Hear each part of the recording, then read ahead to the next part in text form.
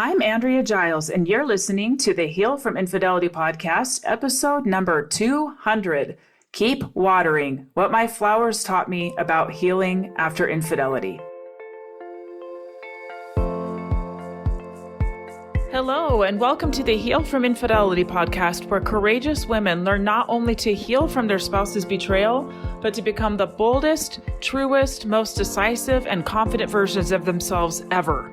If you know there's more for you than the life you're currently living, but don't quite know how to get there, you are in the right place. Stick around to learn how to create a life that will knock your own socks off. Is it possible? It is, and I'm here to show you how. I'm your host, Andrea Giles. Are you ready? Let's dive in. Hi, everybody. Can you believe it? Episode number 200.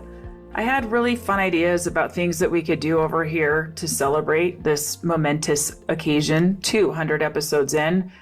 And I decided I'm just going to talk to you about a personal thing that just has taught me some things regarding flowers and growth and not giving up.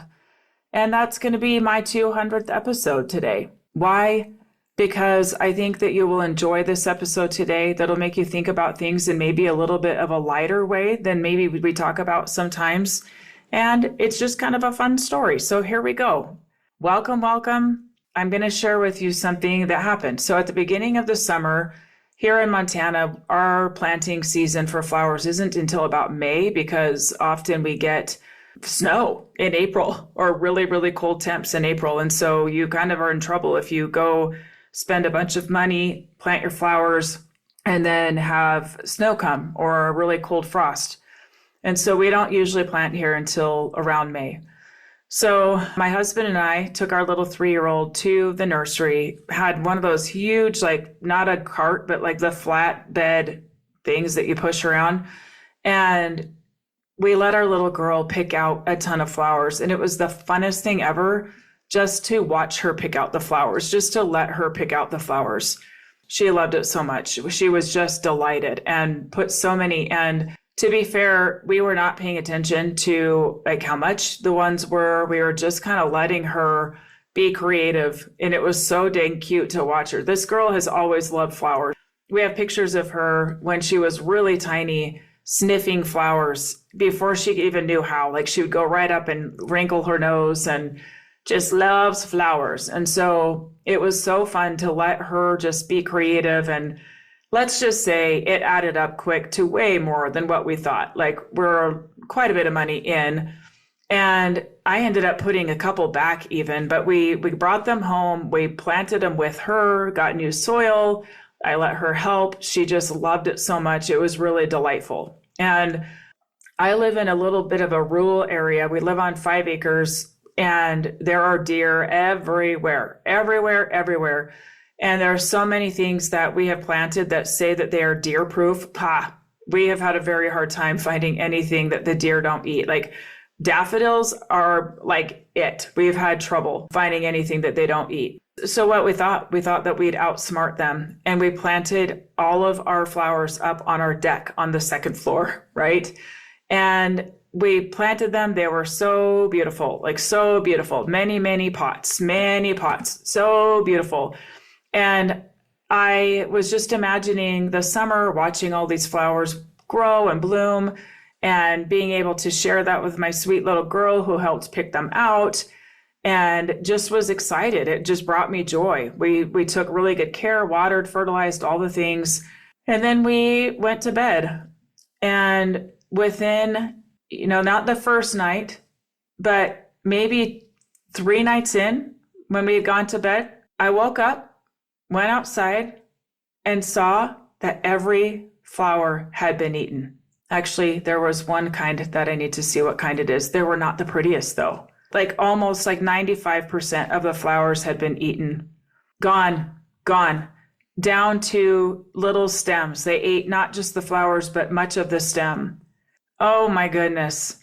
I didn't cry, but I felt like crying. It was so sad to bring my little lady out and show her that the flowers were all gone. And even my husband was just really sad. We were really, really sad about it. Really, like I felt defeated and sad. Like would go out and look at those, and there were all these beautiful pots where they were just brought so much joy for those few days to go sit outside and just enjoy the nice warm weather that we were getting.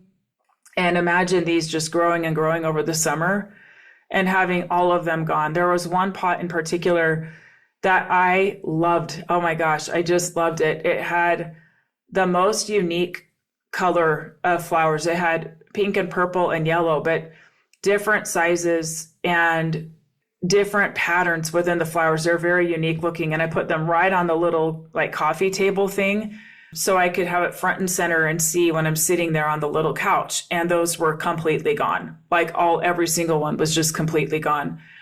And really it felt like the life had been just sucked right out of these beautiful plants. And we all were really sad. I remember that first day, I sat there just so sad. And my little girl, she is an empathetic little lady. She is very empathetic. She goes inside and then came wandering out and brought with her a blanket and water.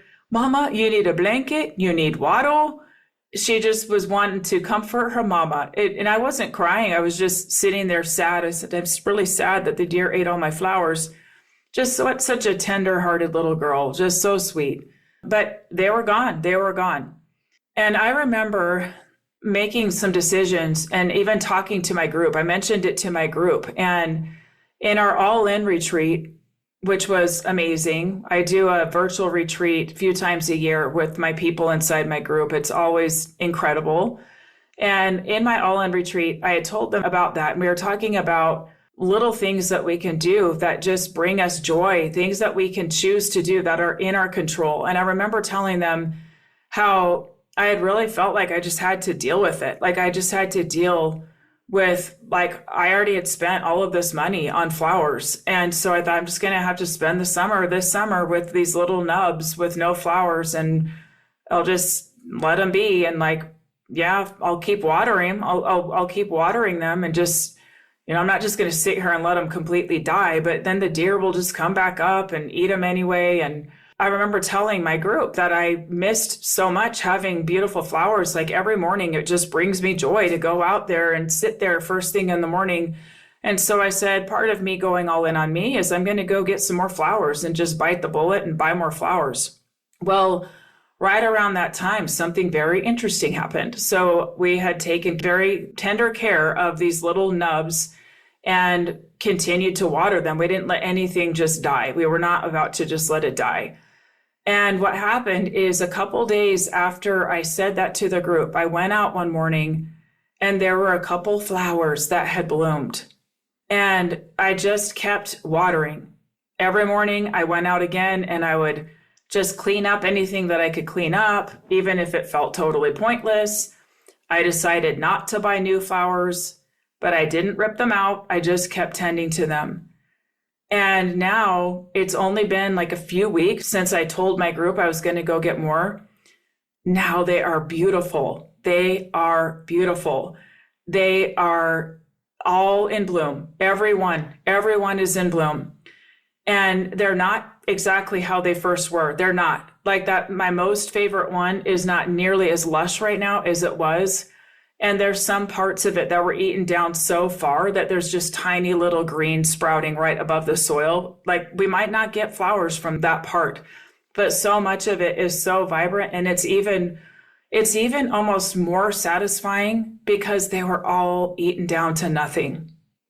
And to see how taking care of them and letting my little girl water and really just loving them back to health, they have now everyone. And so I ended up making a little gate per se so that the deer could not get back up on my deck at all. They can't get to it now. And now they're just getting more and more beautiful each day. And it's just delightful. It's just delightful. So what does this have to do with infidelity? This whole experience has made me think about healing, especially after something like betrayal. Betrayal can feel like all in one fell swoop, you are just cut to nothing, just cut down to nothing. Your trust is broken. Your trust in yourself is broken. And the things that you cared about the most in one fell swoop just got eaten up or gobbled up or broken right in that moment. You spent years planting something. You invested time and energy and love. You imagined how it would look, how it would feel. And then suddenly it's just gone. It's just gone. It's very easy to look at that damage and think, I guess I just can't have love like that. I guess I'm just not deserving of that. I guess that I am just flawed in some ways for someone to not be loyal to me. Or it could be knowing that it's not really you, but also just feeling the grief and the loss. Like, how could he? Like, how could he do this? You might feel like, what's the point of trying again? Now, I see this all the time, that people come to me wanting to rush to rip everything out and start over. Like, let's rip out all the flowers, throw them in the trash where they belong, right? Throw them in the trash. This doesn't matter anymore. Sometimes it can mean running and jumping into a new relationship, or like a revenge relationship. Like, I'll show them, or I'm just going to go have some fun. Others decide to just give up completely and say, kind of, screw it. I'm not going to do this at all ever again. And they stop nurturing anything at all. But here's what I want to offer you, okay?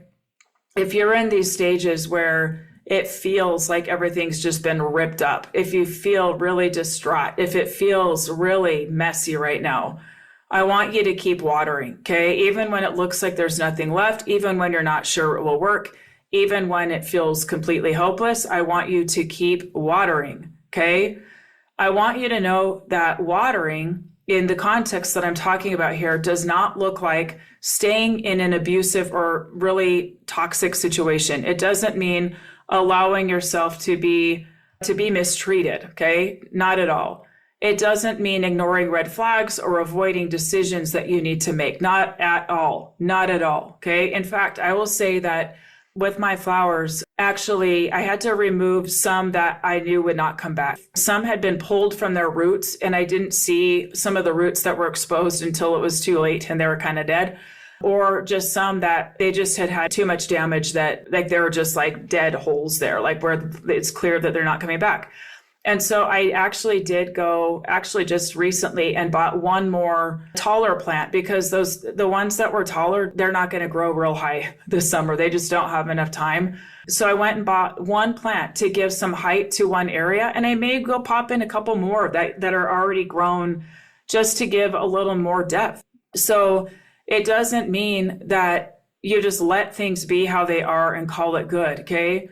It does mean making the decisions that you do need to make from a thoughtful, deliberate, wise place. Like, this thing that I used to think was working, it's not working. The way that we did things before, it's not going to work here. Okay, so for me, the way that we were doing before, of having all the plants up on the deck, thinking we are being so smart, it's not going to work. We have to do something different. The way that you were doing things before is also not going to work here, and you need to do something different, okay? And it's okay. What it does mean is tending to yourself, okay? Tending to yourself and what matters to you.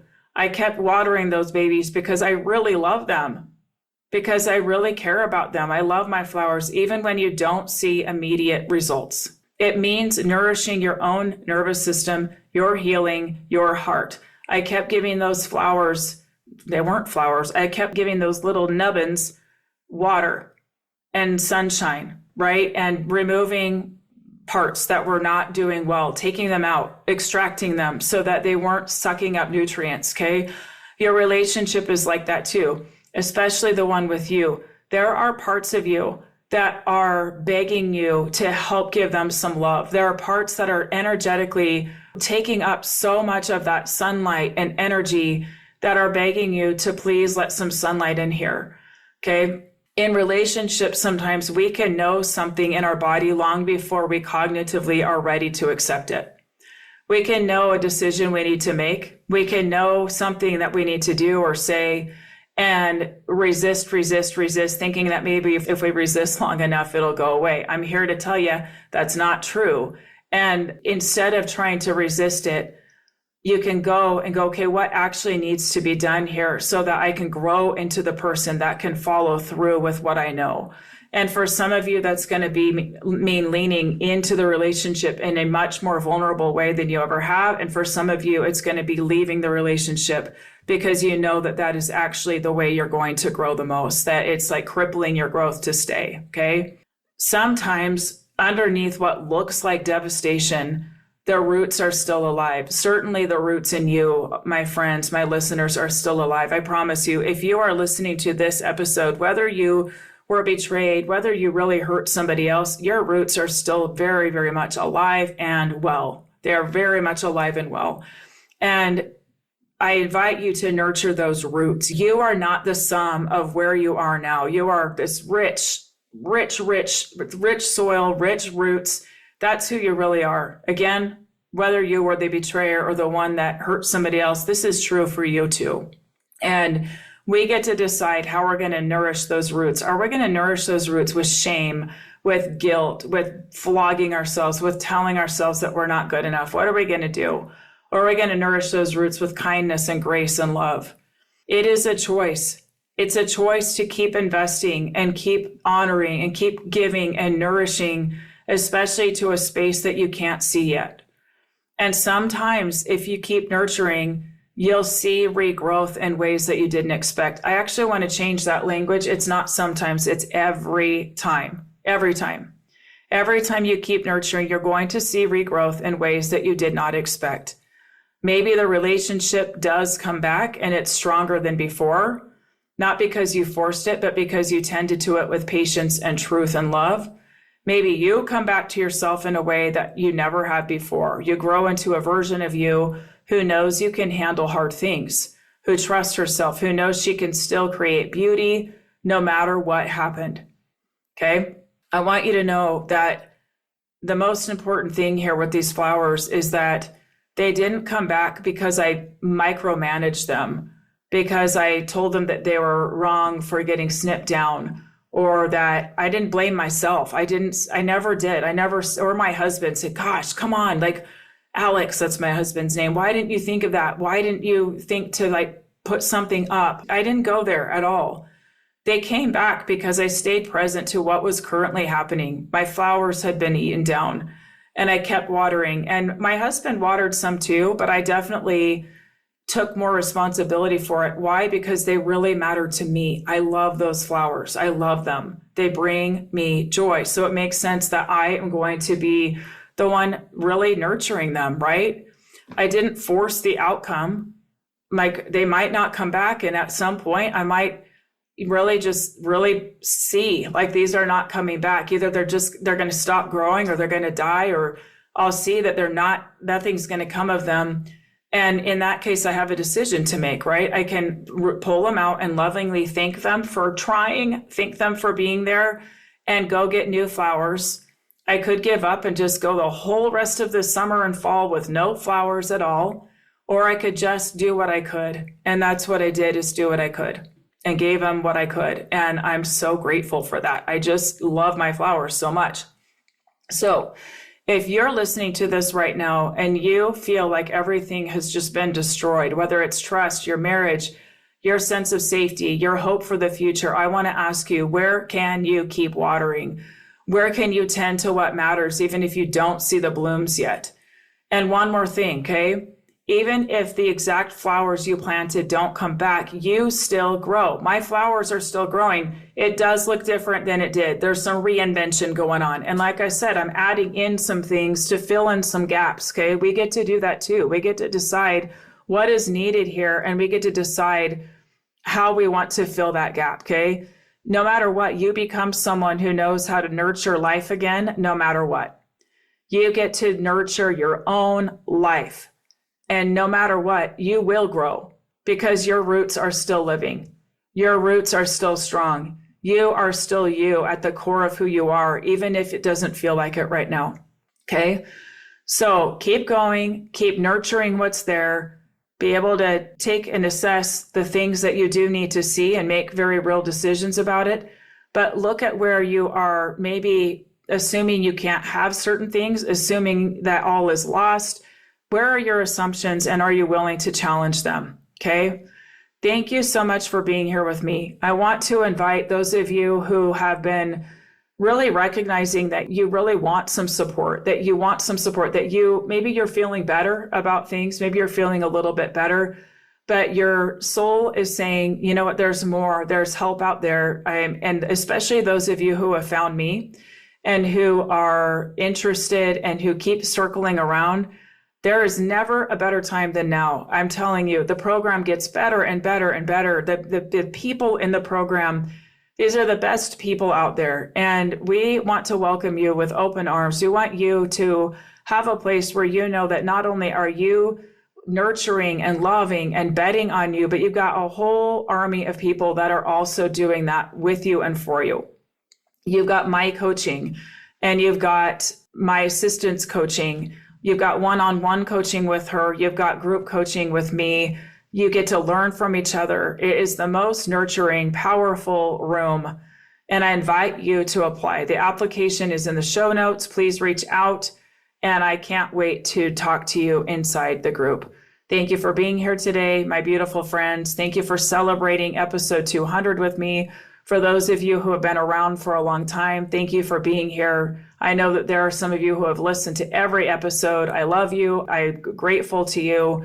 Thank you for being here. Go take really good care of yourself. I'll see you next time. Thank you for listening to the Heal from Infidelity podcast. If you would like to be kept in the know about upcoming free classes, new podcast episodes, and other ways of working with me, go subscribe to my weekly email. You can subscribe at AndreaGiles.com/lies-about-infidelity/. Again, it's AndreaGiles.com/lies-about-infidelity/. I will see you next time.